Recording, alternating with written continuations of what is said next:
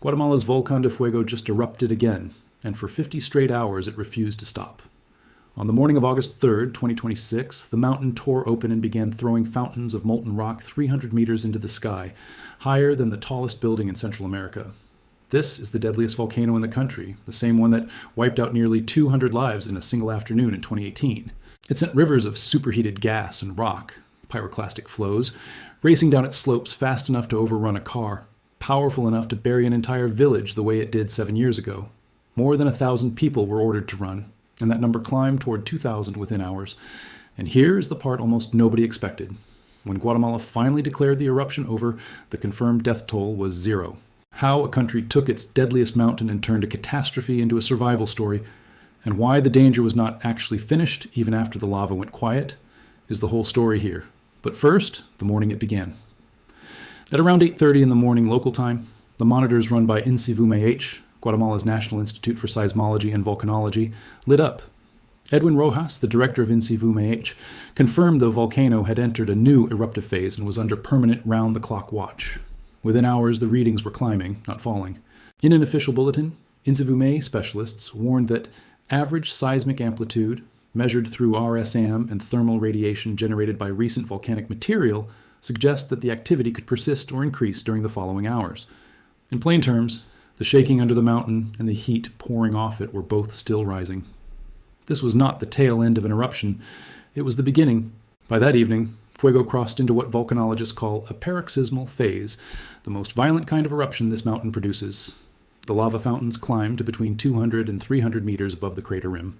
A towering column of ash and gas punched up to nearly 6,000 meters above sea level, almost 20,000 feet, the cruising altitude of a passenger jet.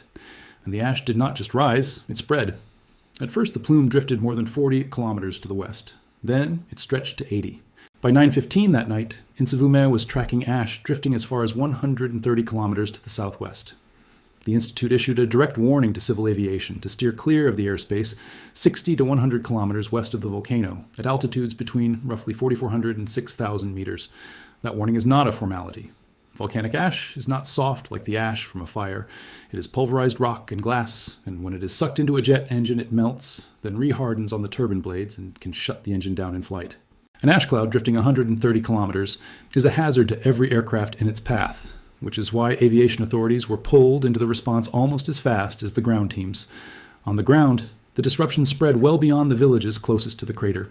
Authorities suspended school classes in the affected areas as ash drifted over communities, and officials made clear the emergency was far from settled. They warned that the next 72 hours would be critical, because a volcano in this state can escalate again with very little notice. Shelters filled. Aid, water, and masks moved toward the evacuation centers. An entire region shifted into emergency mode around a mountain that had, so far, taken no lives at all, but the ash in the sky was never the thing that kills people at Fuego. The killer comes down the sides. Pyroclastic density currents, avalanches of gas, ash, and rock heated to hundreds of degrees, began pouring down the Seca ravine, one of the deep channels carved into the volcano's flanks. They traveled 5 to 7 kilometers from the crater, and they did not stay in one channel. By the early hours of August 4th, these flows had spilled into as many as 6 separate ravines ringing the mountain, fanning out in almost every direction. INSIVUMEH named the exact threat and where it fell. The currents, descending toward the Seca ravine, the Institute said, represents the greatest threat for the population in communities located 7 to 10 kilometers from the crater. That is not an abstract radius. Real towns sit inside that ring. It is worth being clear about what a pyroclastic flow actually is, because it is the single most lethal thing a volcano like Fuego produces. Far more than the lava, far more than the ash in the sky. It is a ground-hugging avalanche of volcanic gas, ash, and rock that can reach temperatures of several hundred degrees and speeds of 100 kilometers an hour or more. It gives almost no warning, it follows the low ground, and there is no outrunning it on foot. That is what came down the Seca ravine and 5 others. The only defense against a pyroclastic flow is to not be there when it arrives, which is exactly why the monitoring INSIVUMEH runs is measured in lives. That RSAM number Edwin Rojas' team was watching, the real-time seismic amplitude, is essentially a live pulse of how hard the magma is moving inside the mountain. When it climbs, the mountain is loading. Reading that pulse early is the entire difference between an ordered evacuation and a buried town. This is the moment the response either works or it fails. And this is where 2026 split from the past. CONRED, Guatemala's National Disaster Coordination Agency raised an institutional orange alert, the second highest level on the national scale. Claudine Ogaldes, the executive secretary of CONRED, went directly to the communities in the line of fire, urging residents across the departments of Escuintla, Chimaltenango, and Zacatepeques to evacuate immediately and follow the instructions of the authorities. Villages like El Porvenir and Las Lajitas were emptied. Buses and pickups moved families out in the dark, ash falling on the windshields, the glow of the crater lighting up the sky behind them. At first, roughly 1,000 people were pulled out. Within a day, more than 1,700 were sheltered in official evacuation centers, waiting it out while the mountain kept roaring. To understand why that evacuation matters so much, the story has to go back 7 years, to the day this exact volcano became the deadliest in modern Guatemalan history. On June 3, 2018, Fuego erupted with almost no warning that reached the people who needed it. A pyroclastic flow came down the same kind of ravine and slammed into the town of San Miguel Los Lotes. There was no time.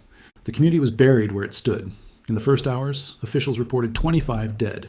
By the next day, it was 62, then 69, and it kept climbing for weeks as bodies were pulled from the hardened ash. By the time search teams finally gave up months later, the official count stood at 194 people confirmed dead and another 234 missing and presumed gone, swallowed so completely they were never recovered. Families searched the debris fields by hand for relatives the state had already listed as lost.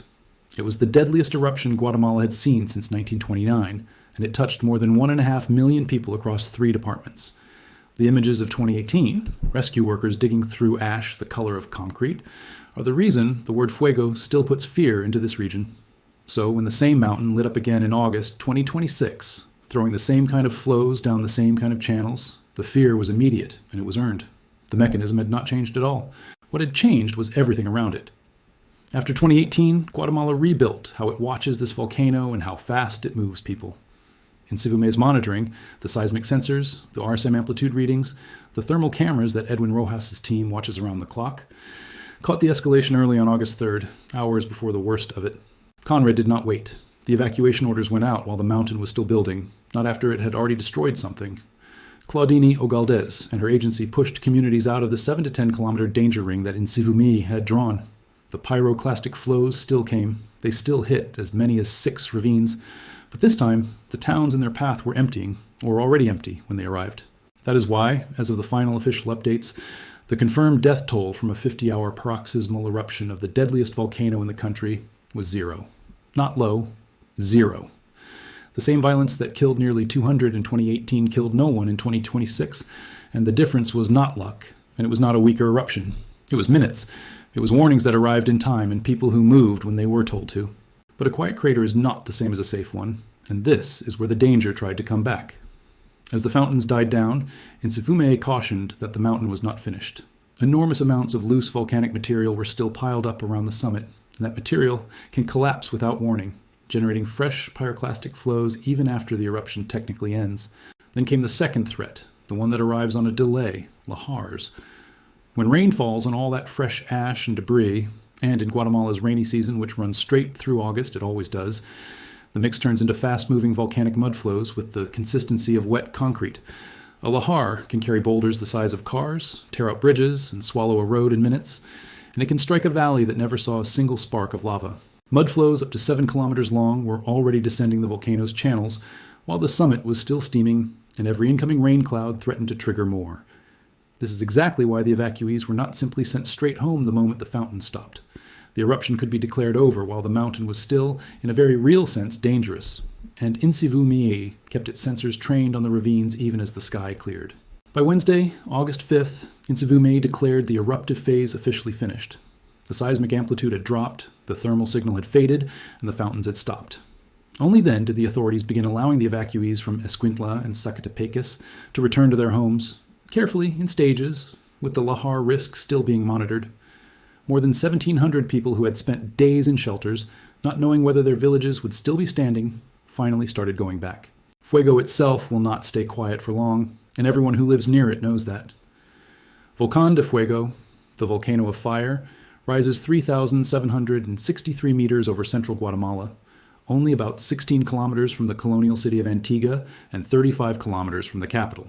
It is one of the most active volcanoes in all of Central America. sitting on the Pacific Ring of Fire where the Cocos Plate grinds beneath the Caribbean Plate and feeds the magma that has kept this mountain burning for thousands of years.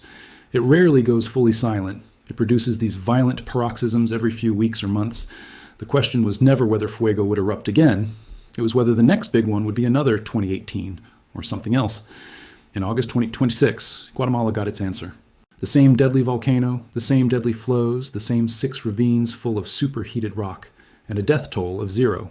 It is one of the clearest proofs anywhere on Earth that with real monitoring and fast evacuation, even the deadliest mountain does not have to be a mass grave. The lava will return. The ash will fall again. But the 50 hours of fire in August showed what changes the ending. Not the volcano, but how fast people move when the warning comes. Subscribe for the real numbers on the next one, verified and in full.